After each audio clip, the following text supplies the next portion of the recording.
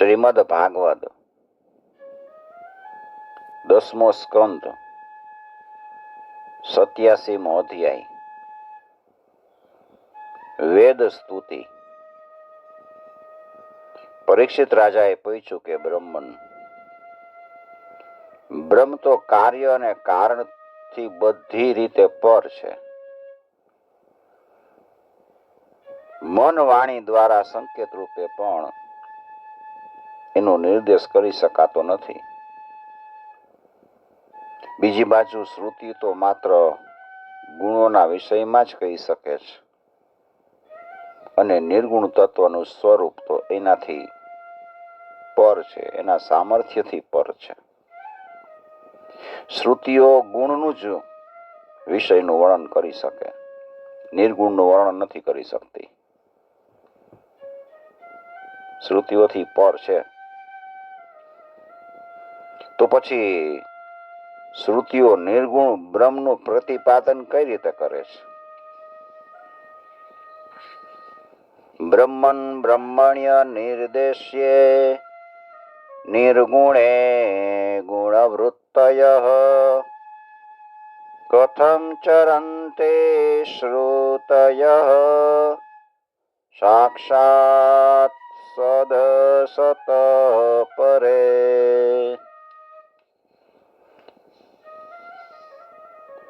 શ્રી સુખદેવજી કહે છે કે ભગવાને મનુષ્યના મન, બુદ્ધિ, ઇન્દ્રિય અને પ્રાણની સાથે વિષયોને ઉત્પન્ન કર્યા છે. બુદ્ધિ, ઇન્દ્રિય, મન, પ્રાણ જનાનામ સૃજત પ્રભુ માત્રાર્થમ ચ ભવાર્થમ ચ આત્મને કલ્પનાય ચ. મન, બુદ્ધિ, ઇન્દ્રિયની સાથે, પ્રાણની સાથે વિષયને ઉત્પન્ન કરી દીધા. એટલે તેઓ જે વિષયનો ઉપભોગ કરીને જીવન ધારણ કરી શકે. આમ કરવાથી સૃષ્ટિની પરંપરા પણ ચાલતી રહે અને તેઓ ધર્માચરણ કરી શકે અને કર્મ ફળ ભોગવવાની સાથે સાથે પોતાના આત્મ સ્વરૂપને જાણીને સંસાર બંધનથી મુક્ત પણ થઈ શકે. બ્રહ્મનું પ્રતિપાદન કરનારા ઈ ઉપનિષદને પૂર્વજોના પણ પૂર્વજ સનકાદિક ઋષિઓએ આત્મસાત કર્યું હતું. જેમને કોઈ પણ પ્રકારની કામના નથી ને ઈ જ આને શ્રદ્ધા દ્વારા ધારણ કરી શકે છે અને તેઓ જ કલ્યાણ સ્વરૂપ જે બ્રહ્મ પરમાત્મા છે એને પ્રાપ્ત કરી શકે છે. આ સંબંધમાં ભગવાન નારાયણ સાથે સંબંધ ધરાવતી એક કથા તમને કહું.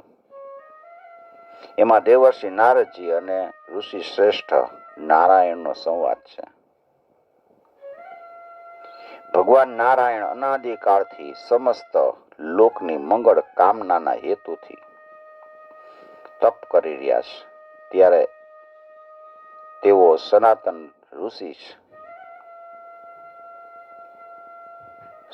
ઋષિ શ્રી નારાયણ ભગવાન એકવાર દેવર્ષિ નારદ ફરતા ફરતા ભગવાન નારાયણના દર્શન કરવા માટે બદ્રિકાશ્રમ ગયા છે. ભગવાન નારાયણ મનુષ્યના અભ્યુદય માટે, લૌકિક કલ્યાણ માટે અને પરમ નિશ્રેયસ મોક્ષ માટે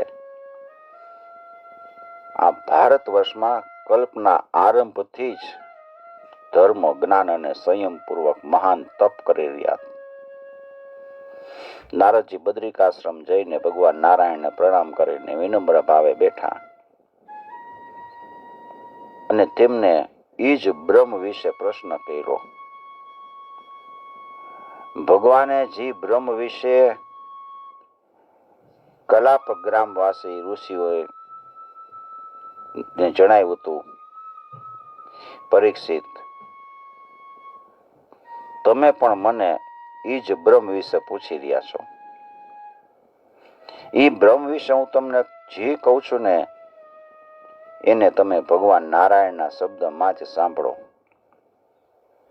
આ જ્ઞાન પ્રાચીન કાળમાં સ્વયં ભગવાન નારાયણે જનલોક નિવાસી સનકાદિક ઋષિને કીધું હતું. ત્યાં આજ બ્રહ્મના વિષયમાં ચર્ચા થતી હતી. ભગવાન નારાયણે કીધું, સ્વયંભુવ બ્રહ્મ સત્રમ જનલોકે ભવત પુરા તત્ર સ્થાનમ માનસાનામ મુનિનામ ઉર્ધ્વરેતસામ. હે નારદ, એકવાર જનલોકમાં એવું બ્રહ્મ સત્ર થયું હતું.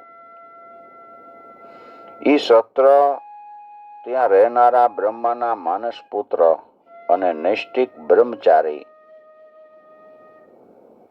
સનક, સનંદન, સનાતન અને સનતકુમાર સમક્ષ થયું. તમે જ્યારે મારા શ્વેત દ્વીપાધિપતિ અનિરુદ્ધ સ્વરૂપના દર્શન કરવા માટે શ્વેત દીપ ગયા હતા, ત્યારે ત્યાં બ્રહ્મ વિશે ઘણી જ સુંદર ચર્ચા થઈ હતી. એ વિષયનું વર્ણન કરવા માટે શ્રુતિઓ પણ અસમર્થ છે. અહીંયા એ જ પ્રશ્ન પૂછવામાં આવ્યો હતો જે તમે અત્યારે મને પૂછ્યો છે. શ્રુતિઓ નિર્ગુણ બ્રહ્મનું વર્ણન કેવી રીતે કરે?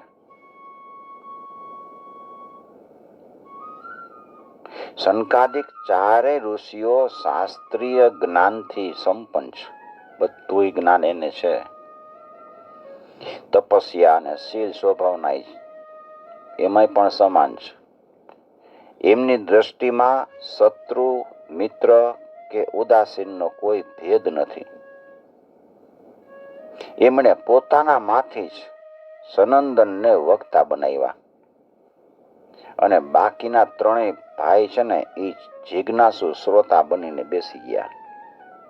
સનંદનને કહે છે કે તમે વક્તા બનો, અમે સાંભળી. સનંદન કહે છે, સ્વસૃષ્ટમિદમાપ્ય શયાનમ સહશક્તિભિઃ તદંતે બોધયાન ચક્રુસ્તલ્લિંગે શ્રુતયઃ પરમ. સનંદન કહે છે કે જ્યારે પરમાત્મા પોતે બનાવેલા આ જગતને પોતાનામાં લીન કરીને પોતાની શક્તિઓની સાથે સૂતા હોય છે અને પ્રલયનો કાળ સમાપ્ત થઈ જાય, ફરીથી સૃષ્ટિ નિર્માણ કરવાનો સમય આવે છે, ત્યારે શ્રુતિઓ પરમાત્માનું પ્રતિપાદન કરનારા એ વચનોથી એને જગાડે છે. શ્રુતિઓ જ પરમાત્માને જગાડે છે. જેમ સવારે સેવક એવા બંદીજનો આવીને રાજાના પરાક્રમ અને સુયશનું વર્ણન કરીને સૂઈ ગયેલા રાજાને જગાડે, એવી રીતે શ્રુતિઓ પરમાત્માને જગાડે છે. શ્રુતિઓ કહે છે કે હે અજીત, આપનો જય થાવ, જય થાવ, આપ સર્વશ્રેષ્ઠ છો. આ ચરાચર જગતના આનંદાદી ગુણોને ઢાંકી દેવા માટે તેમજ આપની માયાએ સત્વાદી ગુણોનો સ્વીકાર કર્યો છે. ઈ માયાનો આપ નાશ કરો, કેમ કે એકમાત્ર સ્વયં જ તમે જ સમસ્ત ઐશ્વર્યથી સંપૂર્ણ છો, પરિપૂર્ણ છો. અને તેથી મનુષ્ય વગેરે સમસ્ત પ્રાણીઓની જ્ઞાન, વૈરાગ્ય વગેરે શક્તિઓને જાગૃત કરનારા તમે જ છો. ક્યારેક આપ માયાની સાથે જગત રૂપે પ્રગટ થાવ છો, તો ક્યારેક વિશ્વના નિર્માણનો સંકલ્પ કરો છો, ક્યારેક સર્જન, પાલન અને સંહારની લીલા કરો છો, અથવા તો જગતના કલ્યાણ માટે અવતાર ધારણ કરવાની લીલા કરો છો. આવા આપના સગુણ સ્વરૂપનું વર્ણન કરવામાં અમે શ્રુતિઓ કંઈક અંશે થોડી ઘણી સમર્થ થઈ શકી છે.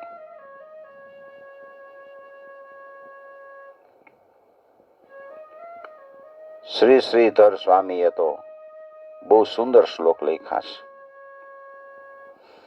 જય જયાજિત જય ગજંગમા આવૃતે મજામોપતે ઉપનેત મૃષા ગુણામ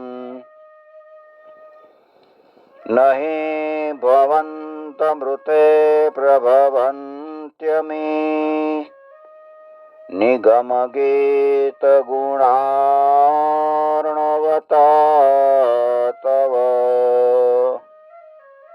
આપનો જય થાઓ, જય થાઓ. મિથ્યા ગુણો ધારણ કરીને સ્થાવર જંગમ જીવના અવતરણ રૂપ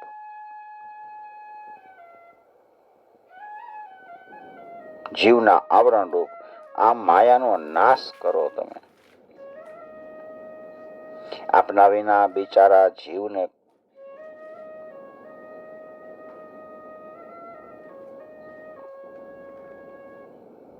એને મારી શકે નહીં. ભગવાન જ માયાનો નાશ કરી શકે છે. જીવથી માયાનો નાશ થતો નથી. માયાને પાર કરવી એ જીવના વશમાં નથી. વેદો એ વાતનું ગાન કરતા રહે છે કે આપ સદગુણોના સમુદ્ર છો.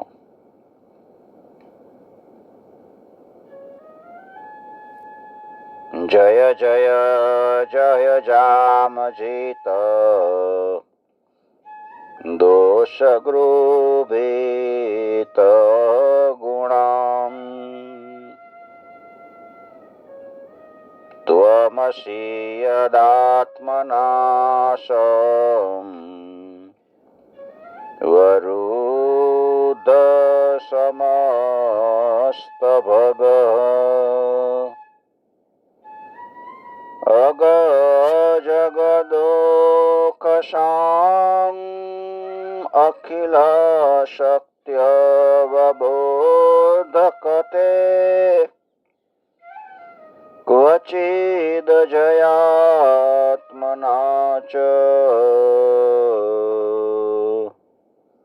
ચરતો નુચરે નિગમ.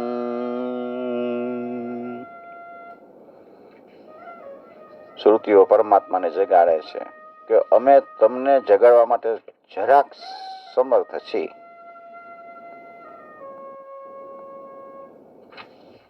હે પ્રભુ, આ સમગ્ર જગત આપનાથી ઉત્પન્ન થયું છે અને આ સંપૂર્ણ જગત છે બ્રહ્મનું જ રૂપ છે. જ્ઞાનીઓ સંપૂર્ણ વિશ્વનો બ્રહ્મ રૂપે અનુભવ કરે છે, કેમ કે એ બ્રહ્મથી જ ઉત્પન્ન થયું છે અને બ્રહ્મમાં વિલીન થઈ જાય છે. છેવટે તો પરમાત્મા જ શેષ રહે છે. એ તેથી તત્વ દ્રષ્ટિથી જોઈએ તો એકમાત્ર પરબ્રહ્મની જ સત્તા છે. જે માટીમાંથી અનેક પ્રકારના જુદા જુદા આકારના પાત્ર બને, પણ એ પાત્ર બન્યા છે તો માટીમાંથી જ. અને પેલા તો માટી જ હતું, એમાંથી પાત્ર બન્યું. પાત્રના આકારમાં પણ માટી જ છે અને એ પાત્રો નષ્ટ થઈ જાય, છેવટે માટી શેષ રહે છે. અર્થાત માટી અવિકારી રૂપે એક જ રહે છે. એવી રીતે પ્રપંચનું અર્થાત સંસારનું સર્જન તમારાથી થતું હોવાના કારણે એના આદિ, મધ્ય અને અંતમાં અવિકારી રૂપે તમે જ છો. પ્રકૃતિના કાર્યરૂપ સંસારમાં નિરંતર પરિવર્તન થયા રાખે છે. તેથી ઋષિઓ મન દ્વારા જે ચિંતન કરે છે, વાણી દ્વારા જે વર્તન કરે છે, એ બધુંય બ્રહ્મનું જ ચિંતન, મનન અને વર્ણન છે.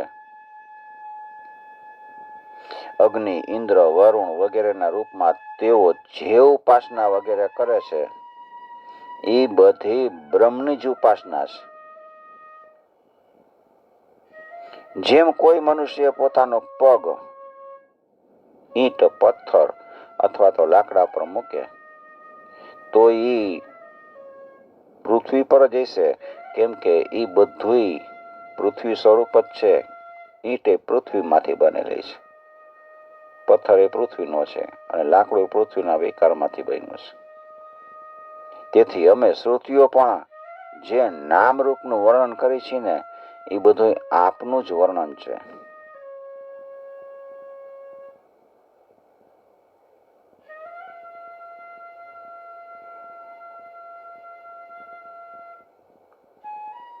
બધાય વેદો આપના સદગુણનું વર્ણન કરે છે. તેથી સંસારના બધાય વિદ્વાનો આપના મંગલમય, કલ્યાણકારી ગુણના શ્રવણ, સ્મરણ વગેરે દ્વારા આપની સાથે જ પ્રેમ કરે છે અને આપના ચરણોનું સ્મરણ કરીને બધાય દુઃખમાંથી મુક્ત થઈ જાય છે. હે ત્રિલોકના અધિપતિ, આપ તત્વ રહસ્યને જાણનારા ભક્તોમાંથી કેટલાય ભક્તો તો આપના લીલા કથા મૃતરૂપી સાગરમાં સ્નાન કરીને પોતાના પાપ અને તાપને ધોઈને તમને પ્રાપ્ત કરી લે છે અને બીજા કેટલાય જ્ઞાન માર્ગ દ્વારા રાગ અને દ્વેષ એને નષ્ટ કરીને કામ વાસના ક્ષીણ થાય અને આપના સ્વરૂપમાં એકાત્મતાથી સ્થિત થઈને આપને પ્રાપ્ત કરે છે. આવી રીતે હે પરમાત્મા, આપના એ ભક્તોમાં પોતાનું અંતઃકરણ આત્મજ્ઞાન દ્વારા તદ્દન શાંત અને પરિશુદ્ધ થઈ ગયું છે, પરિશુદ્ધ કરી દીધું છે.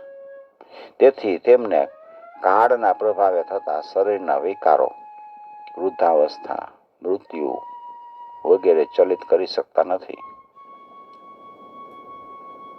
ક્યાં સુધી કહું? ઈ ભક્તો તો સતત પરમાનંદનો અનુભવ કરતા રહીને આપના ભજનમાં, ધ્યાનમાં લીન રહે છે, આપના ચરણોનું સ્મરણ કરે છે અને બધા દુઃખમાંથી મુક્ત થઈ જાય છે. હે પરમાત્મન, પ્રાણી આપની ભક્તિ, આપનું પૂજન વગેરે કરતો રહે, એમાં જ એના જીવનની સાર્થકતા છે. નહીતર તો એ શ્વાસ લેતો હોય તો એ લુહારની ધમણ જેવું નકામો છે, વ્યર્થ છે. મહતત્વો વગેરે જેટલા પણ તત્વો છે એ બધા જડ છે. તત્વો બધા જડ જ છે. સૃષ્ટિના સર્જનમાં એ બધાય જ્યારે સફળ ન થઈ શક્યા ત્યારે તમે એના પર કૃપા કરી અને તત્વમાં પોતાની શક્તિનો સંચાર કર્યો, ત્યારે એ સૃષ્ટિના નિર્માણ કાર્યમાં સફળ થયા છે. અને આપણા અનુગ્રહથી જ સૃષ્ટિનું નિર્માણ થયું. અન્નમય કોષ, પ્રાણમય કોષ, મનોમય કોષ, વિજ્ઞાનમય કોષ, આનંદમય કોષ, આ પંચ કોષ તે શરીર પ્રમાણે આપ જ પુરુષ રૂપે રહ્યો છો. આ કોષમાં જે છેલ્લો આનંદમય કોષ છે ને, એ આપનું સ્વરૂપ છે.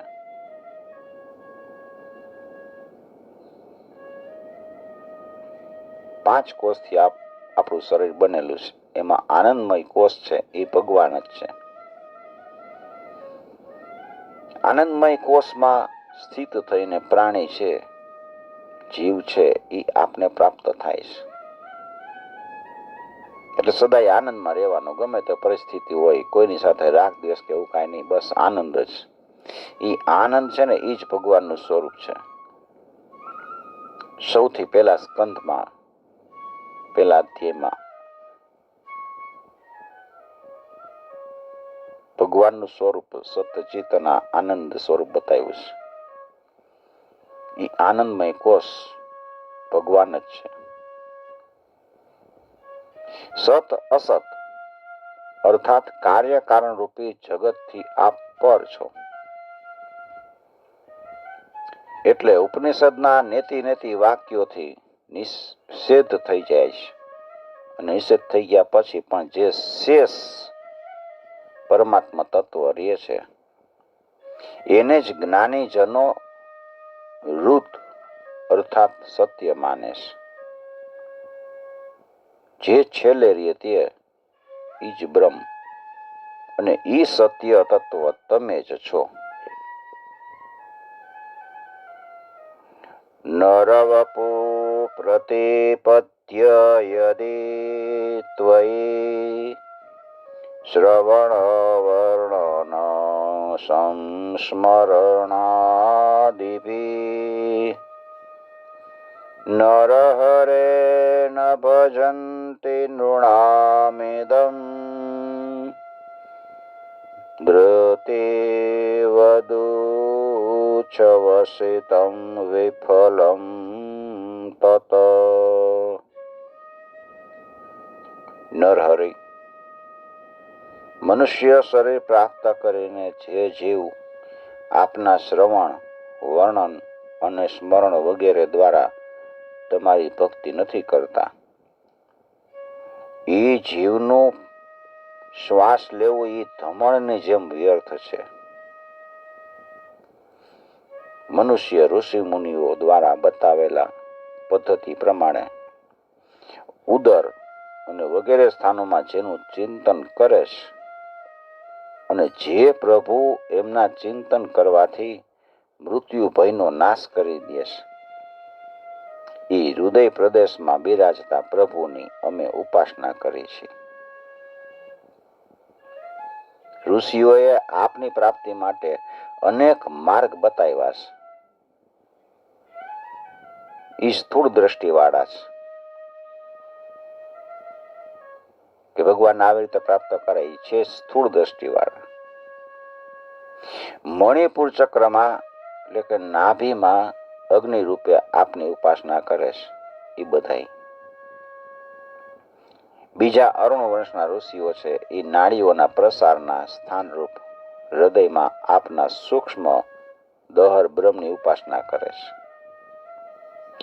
હે અનંત, એ હૃદયમાંથી જે સુષુમ્ન નાડી જે મસ્તકમાં બ્રહ્મરંધ્ર સુધી ગયેલી છે, સહસ્ત્રાધાર ચક્ર સુધી,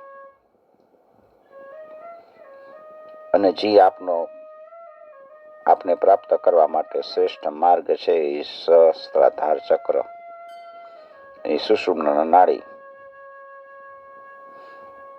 એ જ્યોતિર્મય માર્ગ દ્વારા યોગી ઉપર જાય છે અને આપને પ્રાપ્ત કરે છે. આને અર્ચિરાદી માર્ગ કહે છે. અને આ માર્ગથી તમને પ્રાપ્ત થયેલો જીવ પુનઃ જન્મ મરણના ચક્રમાં પડતો નથી. એટલે સુષુમ્ન નાડી ચાલુ કરીને પરમાત્મા સુધી આપણે પહોંચવાનું બ્રહ્મરંધ્રમાં.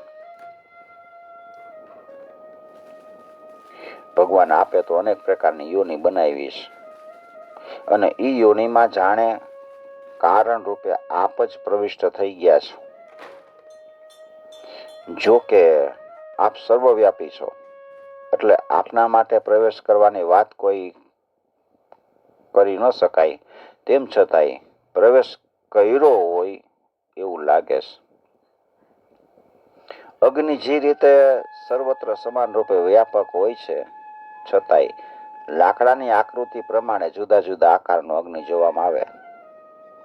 નોખો નોખો આકારનું લાકડું હોય તો અગ્નિ નોખો નોખો દેખાય, પણ અગ્નિ તો સર્વત્ર વ્યાપક છે. એવી રીતે આપ સદાય સર્વતા સર્વત્ર એકરસ અને સમભાવમાં વ્યાપક છો. આપ આનંદ સ્વરૂપ છો, સત્ય સ્વરૂપ છો, નિર્મળ બુદ્ધિના તેમજ કર્મફળમાં આસક્તિ વિનાના મહાપુરુષ પ્રપંચની સત્તાને તેમજ એની બધી આકૃતિઓને મિથ્યા સમજીને એના ઉપર છેલ્લા નામ રૂપને છોડી કોઈ તત્વ રૂપે સર્વત્ર એકમાત્ર પરબ્રહ્મ પરમાત્માની સત્તાનો નિરંતર સાક્ષાત્કાર કરે છે. પોતાના દ્વારા નિર્મિત સંપૂર્ણ કાર્યમાં જે ન્યૂનાધિક શ્રેષ્ઠ અને કનિષ્ઠ ભાવથી રહિત અને સર્વમાં ભરપૂર છે,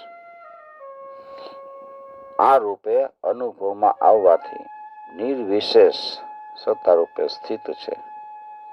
એ ભગવાનનું અમે ભજન કરીએ છીએ. ગીતામાં કીધું છે, મમેવાંશો જીવલોકે જીવભૂત સનાતન. 15મા અધ્યાયમાં 7મો શ્લોક. જીવના સઘળા શરીરનું નિર્માણ તમે જ કર્યું છે. એ શરીરમાં રહેતો જીવ એકમાત્ર આપનો જ અંશ છે. જેમ આપનો વિગ્રહ જળ તત્વથી અતીત છે, એ પ્રમાણે જ આપના અંશ એવા જીવનું રૂપ પણ અંશી અંશનો સંબંધથી વાસ્તવિક રીતે જળથી બિલકુલ પર છે. આપણો ભગવાનનો અંશ છે તો ભગવાન જળથી પર છે, જુદા છે, તો આપણે એનાથી બનેલા છીએ એટલે આપણે જળથી જુદા જ થયા, જડ વસ્તુથી. આપના દ્વારા નિર્મિત શરીરમાં જીવ અંતઃસવર્ણમ અર્થાત પ્રકૃતિના કારણનું આવરણ અને બહિસંવરણમ અર્થાત પ્રકૃતિના કાર્યરૂપ શરીરનું આવરણ, આ બે આવરણથી રહિત છે.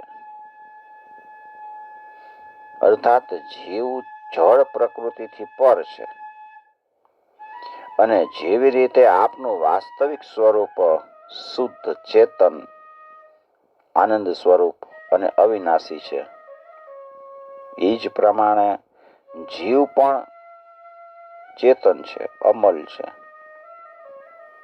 સહજ છે, સુખરાશી છે, આનંદ સ્વરૂપ છે અને અવિનાશી છે. તત્વજ્ઞાનીઓ એને સમસ્ત શક્તિઓને ધારણ કરનાર એવા આપનો સનાતન અંશ માને છે. જીવની આવી મહત્તાને સમજીને જ્ઞાનીજનો આપના ચરણની ઉપાસના કરે છે, કારણ કે આપના ચરણોની સેવા પૂજા સંસારના આવાગમનને મિટાવી દે. એટલું જ નહીં, આપના ચરણો જ બધા પ્રકારના લૌકિક અને વૈદિક કર્મનું સમર્પણ સ્થાન છે. એવા દ્રઢ નિશ્ચય સાથે આપની ઉપાસના કરીને આપના ભક્તો આપના પવિત્ર ધામ એવા વૈકુંઠને પામી જાય છે. મારા પરમાનંદ સ્વરૂપ સ્વામી, હું આપનો અંશ છું. ત્વદ અંશસ્ય મમેશાન ત્વન માયા કૃત બંધનમ ત્વદંધ્રી સેવા માદિશ્ય પરાનંદ નિવર્તય. હું આપનો અંશ છું. પોતાના ચરણોની સેવાની આજ્ઞા આપીને પોતાની માયા દ્વારા નિર્મિત મારા બંધનને કાપી નાખો.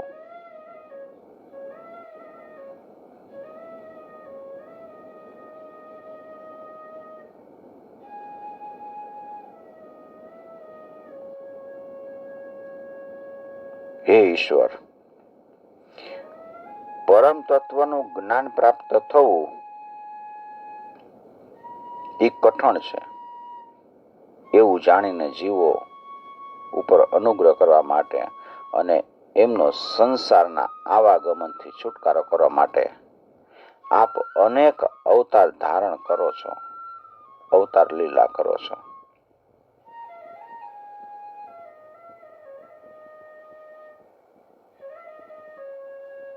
પ્રભુ,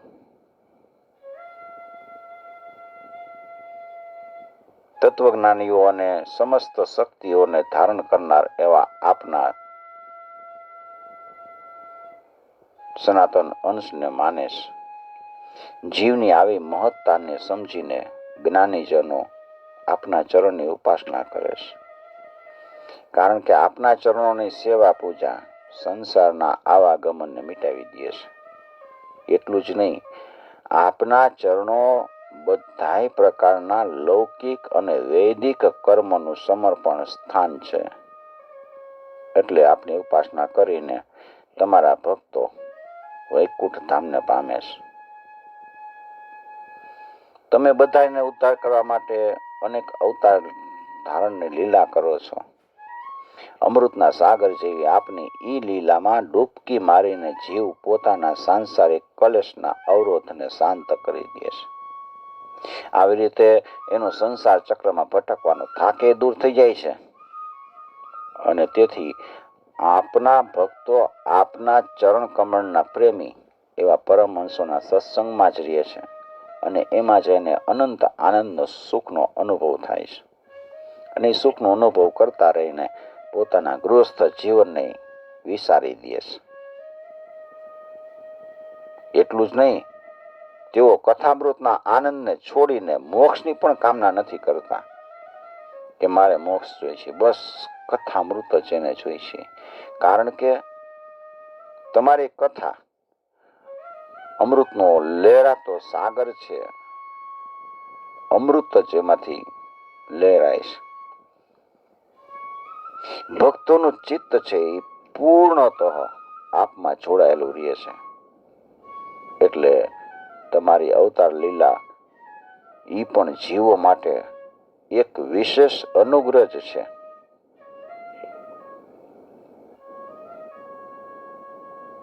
જો કોઈ શુદ્ધ અંતકરણ વાળો મહાપુરુષ તમારી અમૃતમય કથાના મહાસાગરમાં વિહાર કરતો રહે અને પરમાનંદમાં મગ્ન રહે છે અને ધર્મ, અર્થ, કામ અને મોક્ષ આ ચારેય પુરુષાર્થને તણખલા જેવા તુચ્છ ગણે છે. હે પરમાત્મન, આ પંચ ભૌતિક શરીર આપને પ્રાપ્ત કરવાનું એક સાધન છે. આ શરીરથી જ પરમાત્મા મળવાના છે. અહીંયા પ્રયત્ન ન કરે ને શરીર પછી પૂરું થઈ જાય તો નકામો ગયો. સાધન છે. આ શરીર રૂપી સાધનથી આપણે પરમાત્માને પ્રાપ્ત કરવાના છે. એનો જો આપની પ્રાપ્તિ અર્થે વિનિયોગ કરી શકાય તો એ જ શરીર પોતાના આત્મીય પ્રિય સુહૃદનો પરિચય આપે છે. કેમ કે આપ તો જીવને અપનાવવા સદાય તૈયાર રહ્યો છો, એની સન્મુખ જ રહ્યો છો. એટલું જ નહીં, આપ સર્વના હિતૈષી છો, પ્રિય છો, આત્મા છો. તેથી આપે આપના તરફથી જીવને વિપુલ સાધનો આપ્યા છે. સાધનો આપીને તમને પ્રાપ્ત કરવાની અનુકૂળતા કરી આપી કે આ બધા સાધનો મને પ્રાપ્ત કરો. પણ દુઃખની વાત એ છે કે જીવ છે ને એ અસત એવા ભોગની પાછળ ફેરે રાખે છે. કામના કરી કરીને ખૂપેલા રહી અને કામનાની પૂર્તિ કરવામાં જ વ્યસ્ત રહે છે. આ રીતે તો તેઓ સ્વયં પોતાના આત્માનું જ હનન કરે છે. આવા જીવોએ શરીર ધારણ કરવું એ એક રીતે જન્મ મરણના ચક્રાવામાં ભટકવું જ છે. એટલે કે એનું જીવન વ્યર્થ છે, નકામું જીવન જાય છે. અને તમે જગતના સ્વામી છો, અમારા આત્મા છો. આ જીવનમાં જ મારું મન છે ને એ આપનામાં રમણ કરે. મારા સ્વામી, મારું એવું સૌભાગ્ય ક્યારે થશે જ્યારે મને આ પ્રકારના મનુષ્ય જન્મ પ્રાપ્ત થાય. હે પ્રભુ, આપનો સર્વના પ્રત્યે સમાન ભાવ છે. સાથે સાથે તમામ જીવો પ્રત્યે આપની અપાર કરુણા છે.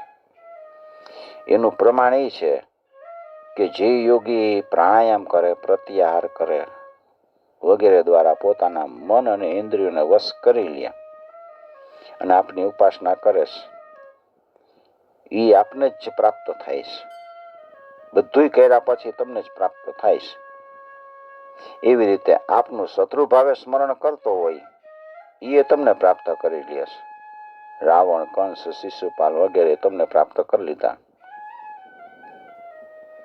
આ ઉપરાંત આદિશેષ નારાયણના જેવી ભૂજાઓ ધરાવનારા આપનામાં જ જેની બુદ્ધિ પરોવાયેલી છે એવી રજની ગોપી સ્ત્રીઓ છે, તેમજ અનન્ય કામ ભાવથી પ્રેમ કરનારી રાણીઓ છે, એ પણ આપનું પ્રેમ ભાવથી સ્મરણ કરે છે અને તમને જ પ્રાપ્ત કરે છે. અને અમે શ્રુતિઓ કે જેમણે આપના ચરણ કમળોને પોતાનો દ્રઢ આશ્રય માન્યો છે, કે અમારો આશ્રય તો ભગવાનના ચરણ કમળ, એ પણ તમને જ પ્રાપ્ત થઈ છે. અર્થાત આપનું સ્મરણ ભલે કોઈ પણ ભાવથી કરવામાં આવે, છેવટે તમારી જ પ્રાપ્તિ કરાવી દે છે. પૂતનાએ ઝેર ચોપડીને એમ માન્યું કે ભગવાનને મારી નાખું, તો એ ભગવાનને પ્રાપ્ત થઈ ગઈ. એ આપના આ સમાન સ્વભાવનું પરિણામ છે. તમારો સ્વભાવ સમાન છે, સમ છે. હે ભગવાન, આપ સર્વના આદિ કારણ છો.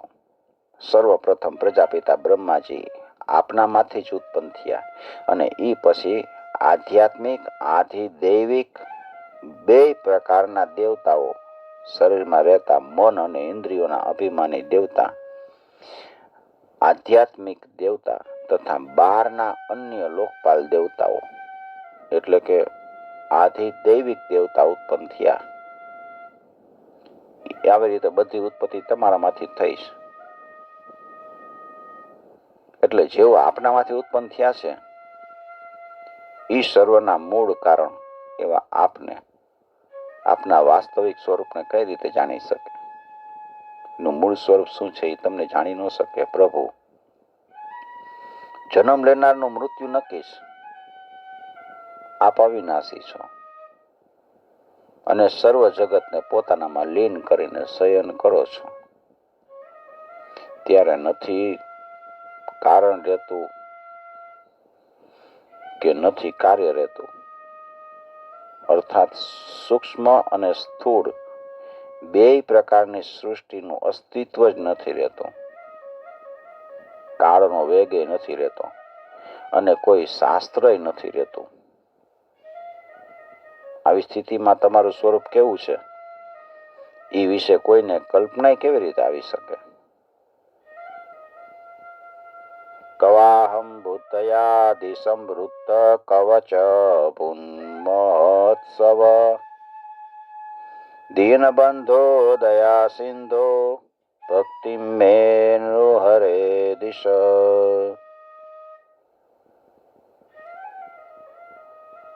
આપણા ચરણોનું પ્રેમપૂર્વક સ્મરણ કરવું એ બહુ દુર્લભ છે. હે અનંત, ક્યાં બુદ્ધિ વગેરે પરિચ્છન્ન ઉપાધિથી ઘેરાયેલો હું અને ક્યાં આપનું મન, વાણી વગેરે વગેરેથી અગોચર રૂપ આપનું જ્ઞાન પ્રાપ્ત કરવું તો બહુ અઘરું છે. હે દીનબંધુ, હે દયા સિંધુ, મને તો આપની ભક્તિ જ આપો.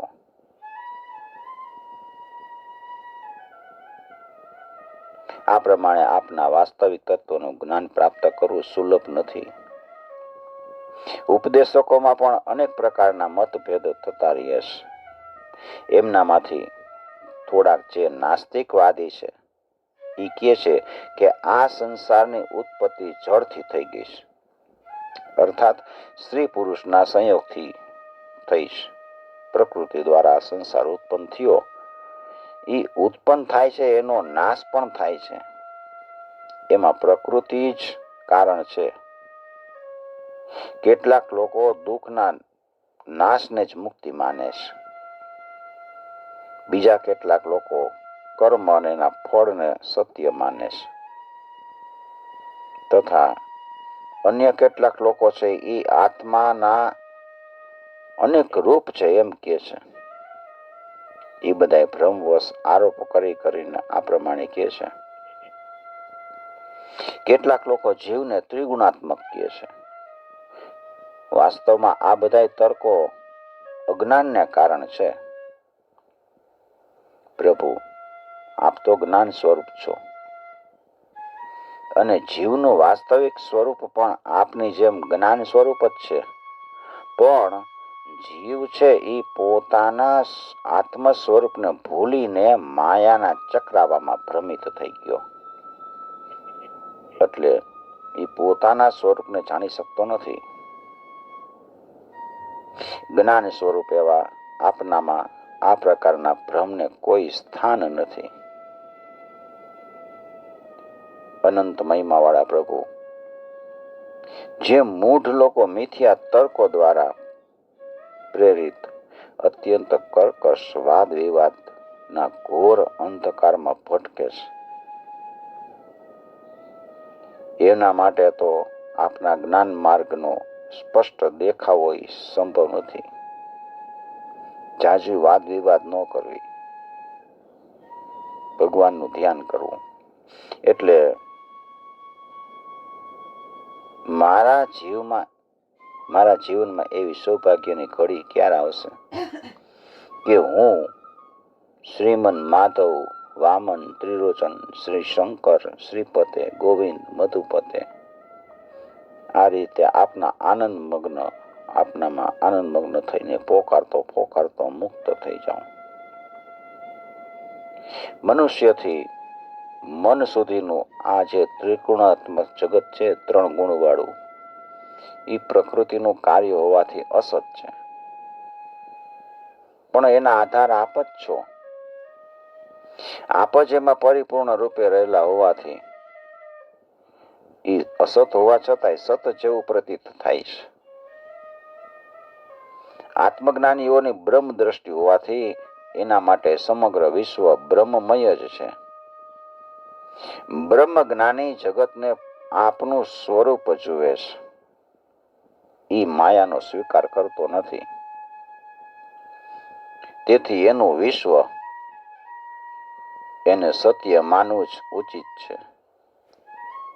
જેમ સોનાના આભૂષણોમાં તત્વ રૂપે સોનું જ સમજનાર આભૂષણોની આકૃતિને મિથ્યા માનીને સોનાની જ કિંમત સમજે છે, એવી રીતે તત્વજ્ઞાની માયાથી બનેલી આકૃતિઓને મિથ્યા ગણી અને અધિષ્ઠાન રૂપે આપને જ જુએ છે. કેમ કે આ વિશ્વનું સર્જન કરીને આપે જ એમાં પ્રવેશ કર્યો છે. આ પ્રમાણે બધા પ્રાણીઓમાં આપ જ પ્રકાશિત થઈ રહ્યા છો. આપના અનન્ય ભક્તો બધાયમાં સર્વાત્મા ભાવ રાખીને બધાય પ્રાણીઓની સેવા કરે, એ આપની જ સેવા સમજે છે. એવા મહાપુરુષોની બધી ક્રિયા આપની સાથે થતી હોવાથી એવા મહાપુરુષો મૃત્યુના મસ્તક ઉપર પગ મૂકે છે. જે થાય છે એ બધું ભગવાનની સેવા જ છે. મૃત્યુના ઉપર પગ મૂકે છે એનો અર્થ એવો છે કે મૃત્યુના ભયને વિસારી દે છે. એનું મન આપનામાં પરવાયેલું રહે એટલે તેઓ પરમ પવિત્ર હોય છે.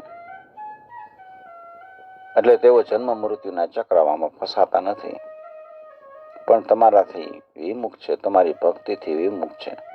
એ ગમે એવો વિદ્વાન હોય ને છતાંય આપની વેદવાણી કે જેમાં કર્મ ફળનું વર્ણન છે એમાં રચો પૈચો રીએ, એટલે કર્મ ફળની કામના એને બંધનકારક બને છે. જેમ પશુને બાંધીને એની પાસે કામ લેવામાં આવે છે, એવી રીતે કર્મ ફળ આપનારી વેદવાણીમાં ફસાઈને કર્મ કરતા રહીએ છે.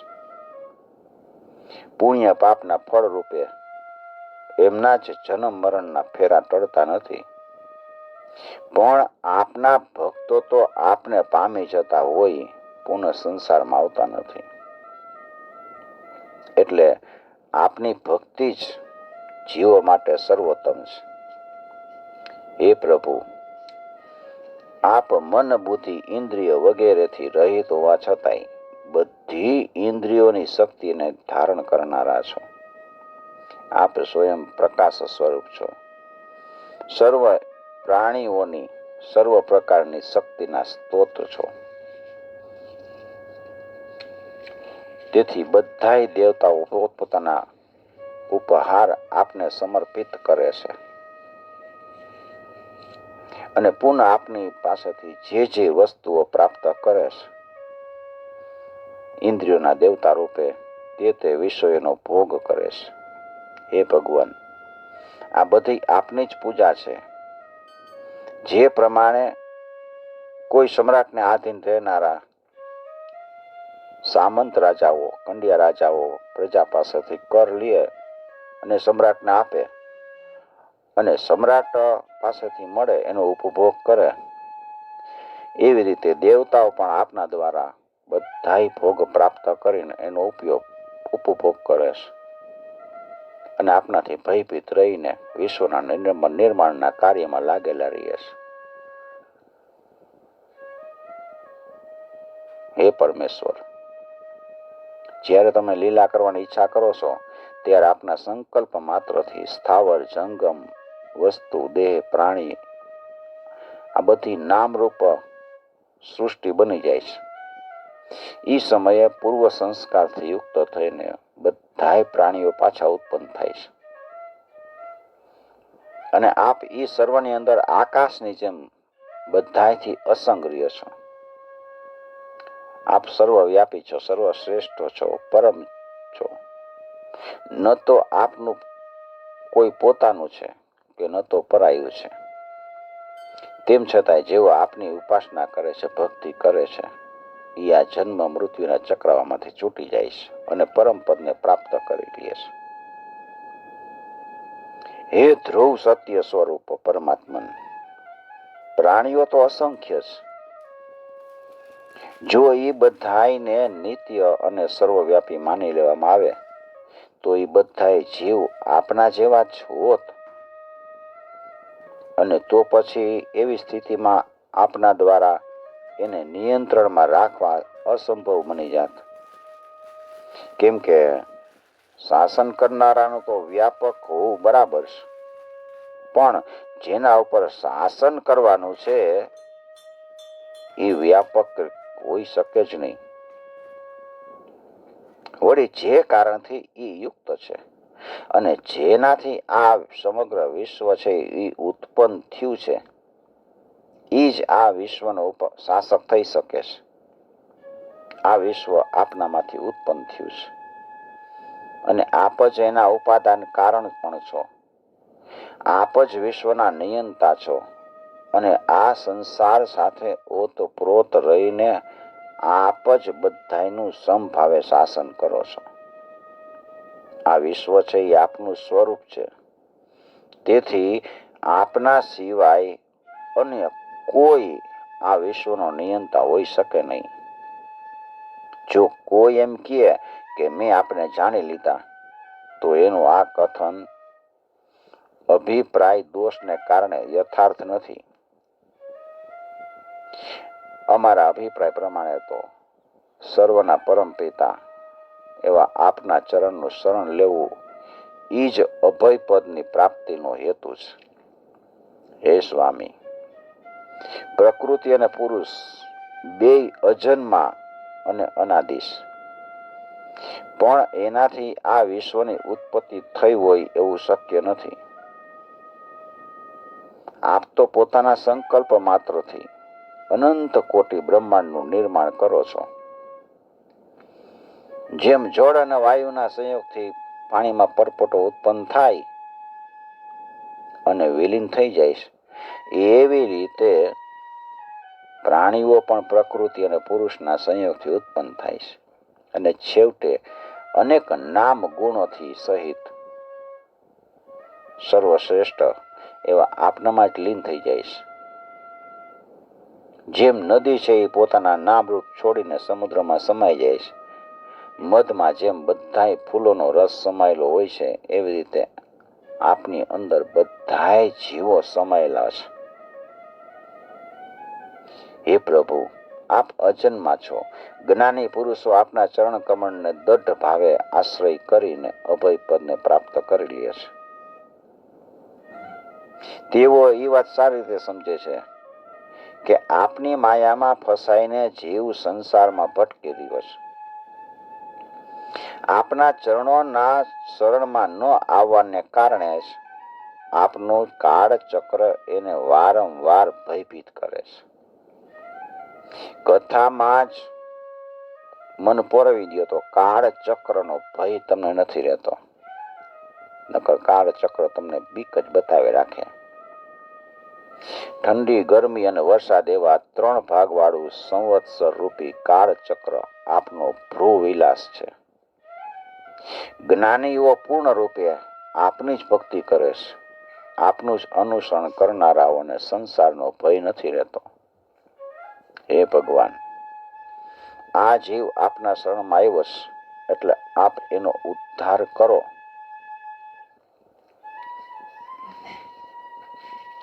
હે અજન્મા પ્રભુ, જે યોગી પ્રાણાયામ સાધનો દ્વારા પોતાની ઇન્દ્રિયને વશ કરી લે છે, પણ ગુરુદેવના ચરણોનો આશ્રય નથી લીધો, પરિણામે એનો મનરૂપી ઘોડો છે ને ચંચળ હોય, કોઈ પણ રીતે વશ ન થાય અને એની ઇન્દ્રિયોને વારંવાર ક્ષુબ્ધ ચંચળ કરતો રહે છે અને તેથી એને વિપત્તિઓનો સામનો કરવો પડે છે. આવા યોગીઓની સ્થિતિ સોઢ વિનાના વહાણમાં બેસીને યાત્રા કરતા વેપારી જેવી થઈ જાય. એટલે પરમાનંદની પ્રાપ્તિ માટે ગુરુદેવના ચરણનો આશ્રય લેવો જોઈએ. ગુરુદેવના રૂપે પણ આપ જ સ્વયં છો. હે ભગવાન, આપ અખંડ આનંદ સ્વરૂપ છો. શરણાગત ભક્તો માટે તો આત્મ સ્વરૂપ છો જ. જે ભક્તોએ આપને પોતાના બનાવી લીધા, એને જે સ્વજન કહેવાતા પુત્ર, પત્ની અને પોતાના દેહ કે સ્થાવર સંપત્તિ, ઘર, જમીન કે અન્ય કસાયથી કાંઈ પ્રયોજન રહેતું નથી. આ સત્યને વિચારીને જે લોકો આનંદ માટે સંસારમાં તલ્લીન રહે છે અને વિષયોની પાછળ ભટકે છે, તેમને વિષયો પોતે જ વિનાશી અને સારહીન હોવાને કારણે ભલા ક્યુ સુખ આપી શકે. તેથી મનુષ્યએ પરમાનંદ સ્વરૂપ એવા આપનું જ ભજન કરવું જોઈએ. હે ભગવાન, જે સંત મહાત્માઓએ આપના ચરણોમાં પોતાના હૃદયમાં સ્થિત કરી દીધા છે, એ સંત મહાત્માઓ મદ માત્સર્ય વગેરે વિકાર વિનાના છે અને તેઓ આ ધરાતલ ઉપર અત્યંત પવિત્ર તીર્થ સ્વરૂપ છે. એવા મહાપુરુષનું ચરણોદક સમસ્ત પાપને ધોઈ નાખે છે. આપ નિત્ય આનંદ સ્વરૂપ અને સર્વના આત્મા છો. આપની લીલા કથા નિરંતર સાંભળવા મળે છે. જ્યાં મળે એવા મહાપુરુષોનો સત્સંગ જ જો એકવાર પોતાનું મન પોરવીને સાંભળે, એની સત્સંગ કરે, તો એ મનુષ્ય પુનઃ મનના સાત્વિક ગુણોનું હરણ કરનારી સંસાર જાળમાં ફસાતા નથી. પ્રશ્ન એ છે કે જગત સતથી ઉત્પન્ન થયું, તેથી એને સતે માની લેવામાં આવે તો હું વાંધો છે? આ પ્રશ્નનો ખુલાસો એ છે કે આ વાત તર્ક દ્વારા સિદ્ધ નથી થતી, કારણ કે જગતમાં અનેકતા છે અને એ અસત્ય પણ દેખાય છે. તેથી જગતને સત્ય માનવામાં અભિપ્રાય દોષ મતભેદ છે. વાસ્તવમાં એમાં વિદ્યા અવિદ્યા અર્થાત ચેતન અને જળ બેય ભળેલા છે. પ્રભુ, આ જગતના અધિષ્ઠાનમાં સત સ્વરૂપ પરમાત્મા આપ સ્વયં રહેલા છો. સાથે સાથે માયાનું કાર્ય એવા પ્રપંચ છે અને એ વિકલ્પિત છે, અને પાછું એ પ્રપંચને વ્યવહારિક સત્ય માની લેવામાં આવે, આવી માન્યતા અંધ પરંપરાથી ચાલતી આવી છે. વેદો આપની વાણી છે, એનું વાસ્તવિક તાત્પર્ય જગતની સત્યતામાં નથી. તેમ છતાંય કર્મકાંડમાં ફસાયેલા મનુષ્યો મોટા મોટા કર્મફળના પ્રલોભનમાં આસક્ત થઈ જાય છે અને સ્વર્ગાદી ભોગને જ તથા ભૌતિક સુખને જ પરમ સુખ માને છે. એની આ માન્યતા છે એ ભ્રમવશ જેમ દોરડામાં સર્પ સમજી લેવા જેવી છે. આપણે એમ સમજી કે દોરડામાં સર્પ છે, એમને દોરડામાં સાપ જ દેખાય છે.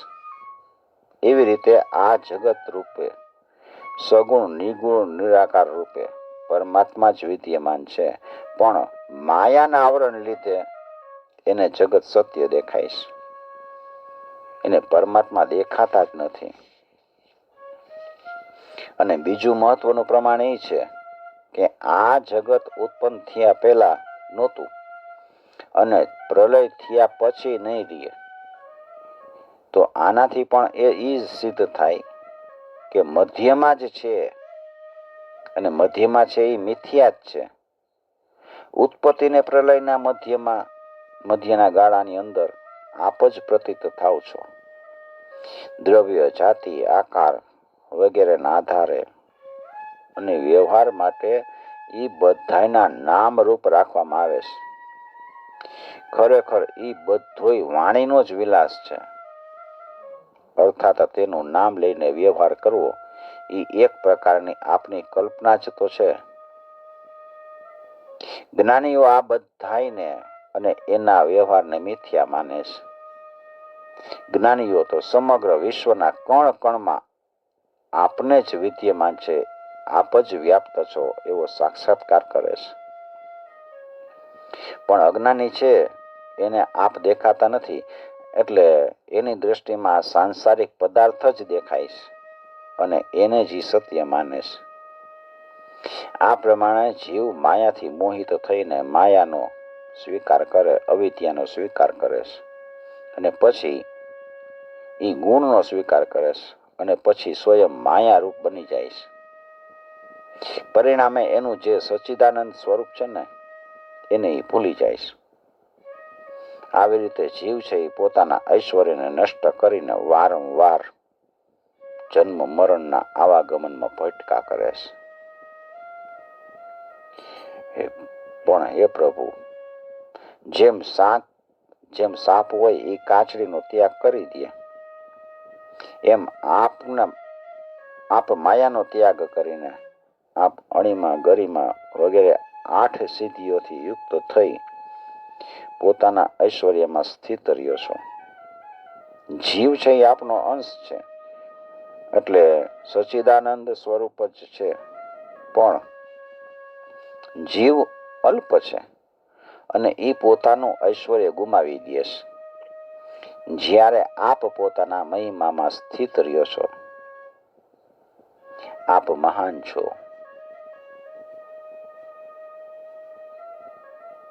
આપની આ માયા છે એ આપની દ્રષ્ટિથી જ નાચે છે અને કાળ સ્વભાવ વગેરે દ્વારા સત્વગુણ રજોગુણ અને તમોગુણ અનેક ભાવનું પ્રદર્શન કરી રહી છે. સાથે સાથે આ મારા મસ્તક ઉપર સવાર થઈને મુજ બેચેન ને બળપૂર્વક મસળી રહીશ. જો પ્રસન્નતાપૂર્વક સંયમ દ્વારા હૃદયમાંથી કામ વાસનાઓની ઝાડને સમૂળી ઉખેડીને નષ્ટ કરી નાખવામાં ન આવે તો વિષયોમાં ડૂબેલા સાધકના હૃદયમાં આપના રહેવા છતાંય આપના દર્શન એને એ રીતે દુર્લભ છે જેમ કંઠમાં મણિ ધારણ કરેલો હોવા છતાંય વિસ્મૃતિ થઈ જાય તો એને મળતો નથી. ગળામાં મણિ પહેર્યો તો આપણને દેખાય નહીં, એને આપણે ભૂલી જાય, પછી આપણે ગોત કરી તો એ મણિ મળે નહીં. એવી રીતે તમે દુર્લભ થઈ જાવ છો. એટલે વિષય મનુષ્ય ઇન્દ્રિયો અને પ્રાણની તૃપ્તિમાં ડૂબેલા રહી અને આપનાથી વિમુખ રહે છે. તો આવા લોકોનો મૃત્યુથી છુટકારો કઈ રીતે થઈ શકતો નથી? આપના સ્વરૂપરૂપ અજ્ઞાનને કારણે એને મૃત્યુ બાદ નરકની યાતનાઓ ભોગવવી પડે છે. અને આ રીતે આ લોક અને પરલોક બેયમાં એને દુઃખ જ મળે છે. હે પરમાત્મા, આપને જાણનાર આપનો ભક્ત પુણ્ય અને પાપના ફળને અહીંયા જ ત્યજી દે છે. જ્યારે પુણ્ય અને પાપનું ફળ એને સ્પર્શ કરતું નથી ત્યારે અન્ય દેહધારીઓ માટે જે વેદવાણી છે એનો પણ એ સ્વીકાર નથી કરતો, કારણ કે એને પોતાના વાસ્તવિક રૂપને અર્થાત આપને પ્રાપ્ત કરી લીધા છે. આપને પ્રાપ્ત કરી લેવા એ જ શાસ્ત્રનો છેવટનો સિદ્ધાંત છે. આપ ભક્તોએ દરેક યુગમાં આપની લીલાઓ ગુણનું ગાન કર્યું છે. એનું સતત શ્રવણ કરવાથી ભક્તોની તદાકાર ભગવાનમય વૃત્તિ થઈ જાય અને એવા તદાકાર વૃત્તિ ધરાવતા ભક્તોને આપ મોક્ષ ગતિ પ્રદાન કરો છો. હે ભગવાન, આપની ભીતર સપ્ત આવરણો સહિત અનેક બ્રહ્માંડ રહેલા છે. અનંત કોટી બ્રહ્માંડ નાયક એવા આપમાં એ બધાય બ્રહ્માંડો એવી રીતે ઘૂમે છે જેમ આકાશમાં રજકણ. આશ્ચર્યની વાત તો એ છે કે આપના આદિ અંતનું આપ સ્વયં પણ વર્ણન કરી શકતા નથી, તો પછી સાધારણ જીવ કેવી રીતે જાણી શકે? આ બ્રહ્માંડ કાળના વેગથી ઘૂમી રહ્યા છે, જેનો અંત આપનામાં જ છે. અમે શ્રુતિઓ પણ નેતિ કહી છે. આપના સિવાય ની વસ્તુઓનો નિષેધ કરતા કરતા અમારો પણ નિષેધ કરી દે છે અને છેવટે આપના માં જ પોતાની સમાપ્તિ કરીને અમે સફળ થઈ જાય છે. ભગવાન નારાયણે કીધું કે દેવર્ષિ નારદજી, આ પ્રમાણે સનકાદિક ઋષિઓએ જીવ એટલે કે આત્મા અને બ્રહ્મ એટલે કે પરમાત્માની એકતાને સિદ્ધ કરતો ઉપદેશ સાંભળીને આત્મ સ્વરૂપનો સાક્ષાત્કાર કર્યો. તેઓ નિત્ય સિદ્ધ હોવા છતાંય એમનાથી ઉપદેશ જાણે કૃતકૃત્ય થઈને એને સનંદન ઋષિની પૂજા કરી. નારદજી, સનકાદિક ઋષિઓએ સૃષ્ટિના આરંભમાં ઉત્પન્ન થયા હતા, તેથી તે બધાયના પૂર્વજ છે. એ આકાશગામી મહાત્માઓએ આ પ્રમાણે સમસ્ત વેદ, પુરાણ, ઉપનિષદ એનો સાર નીચોવી દીધો છે. એ બધાય શાસ્ત્રોનો સાર છે. તમે એની જેમ જ બ્રહ્માજીના માનસ પુત્ર છો, એની જ્ઞાન સંપત્તિના અધિકારી છો. એટલે તમે પણ આ બ્રહ્મ વિદ્યાને ધારણ કરો અને સ્વચ્છંદ ભાવે પૃથ્વી ઉપર વિચરણ કરો. આ વિદ્યા છે એ બધી વાસનાઓને ભસ્મ કરી દેનારી છે. શ્રી સુખદેવજી કહે છે કે પરીક્ષિત, નારદજી અત્યંત સંયમી છે, જ્ઞાની છે, પૂર્ણકામ છે, નૈષ્ઠિક બ્રહ્મચારી છે. ભગવાન નારાયણ દ્વારા અપાયેલા આ ઉપદેશને એણે બહુ શ્રદ્ધાથી સાંભળ્યો અને પછી કીધું, નમસ્તસ્મે ભગવતે કૃષ્ણયામલકીર્તયે યો તત્તે સર્વભૂતાનાં ભવાયો સતી કલા. હે ભગવાન, આપ સચ્ચિદાનંદ સ્વરૂપ શ્રી કૃષ્ણ છો. આપની કીર્તિ પરમ પવિત્ર છે. આપ સમસ્ત પ્રાણીઓના પરમ કલ્યાણ માટે મનોહર અવતાર ધારણ કરો છો, લીલા કરો છો. હું તમને પ્રણામ કરું છું. આવી રીતે આદિ પુરુષ ભગવાન નારાયણને અને એના શિષ્યોને નમસ્કાર કરી નારદ મારા પિતા શ્રી કૃષ્ણ દ્વૈપાયનના આશ્રમે સીધાવી ગયા. ત્યાં મારા પિતા શ્રી વ્યાસજીએ એનો સત્કાર કર્યો અને આસન આપ્યું. નારદજી બિરાજમાન થયા પછી ભગવાન નારાયણના મુખેથી સાંભળેલી બ્રહ્મ સંબંધી જે ચર્ચા થઈ હતી એ વ્યાસજીને કીધી. રાજન, તમારો પ્રશ્ન હતો કે શ્રુતિઓ નિર્ગુણ બ્રહ્મનું પ્રતિપાદન કેવી રીતે કરે? કેમ કે નિર્ગુણ તત્વનો તો મનથી વાણીથી ને પર છે અને પ્રાકૃત ગુણથી રહિત છે. તો આ પ્રમાણે તમારા પ્રશ્નોનું સમાધાન મેં કરી દીધું. ભગવાન જ પોતાના સંકલ્પથી આ વિશ્વનું નિર્માણ કરે છે અને તેઓ જ સૌના પ્રેરક છે. વિશ્વના આદિ, મધ્ય અને અંતમાં એ જ રહે છે. એ જ અવ્યક્ત પ્રકૃતિ અને જીવ બેયના ઈશ્વર છે. એમણે જ આ વિશ્વનું નિર્માણ કર્યું અને જીવ રૂપે એમાં જ પ્રવેશ કર્યો. અને જીવ સ્વયં પરમાત્માનો અંશ હોવાથી ઋષિ સ્વરૂપ જ છે. એના રહેવા માટે પરમાત્માએ દેહનું નિર્માણ કર્યું અને સઘળા જીવોનું નિયંત્રણ પણ પરમાત્મા જ કરે છે. એ પરમાત્માને પામીને જીવ માયા ત્યજીને પોતાના સ્વરૂપ એવા પરબ્રહ્મને જ પામે છે. જેમ ગાઢ નિંદ્રા વખતે મનુષ્યને આ 5 ભૌતિક શરીર છે એનું ભાન નથી રહેતું, એમ નિરંતર પરમાત્માનું ચિંતન કરતી વેળાએ ભક્તને માયામાંથી ઉત્પન્ન થયેલા પદાર્થોનું ચિંતન નથી થતું. આથી મુક્ત થવાનો એકમાત્ર સરળ ઉપાય છે કે નિરંતર ભગવાનનું સ્મરણ અને ચિંતન કરવું. ભગવાન કૈવલ્ય સ્વરૂપ છે. એનું ભજન કરવાથી સંસારનું આવાગમન નષ્ટ થઈ જાય છે. એટલે સદાય ભગવાનનું ચિંતન ભજન કરતા રહેવું જોઈએ. એમાં જ મંગળ છે અને એ જ નિર્ભય સ્થાન છે. આથી ભગવાનના ચરણનું શરણ લેવું જોઈએ. ઇતિ શ્રીમદ ભાગવતે મહાપુરાણે પારમહંસ્યામ સંહિતાયામ દશમસ્કંધે ઉત્તરાર્ધે નારદ નારાયણ સંવાદે વેદસ્તુતિર્નામ સપ્તાશીતિતમોऽધ્યાય. શ્રી કૃષ્ણાર્પણમ સમર્પયામિ. ઓમ નમો ભગવતે વાસુદેવાય.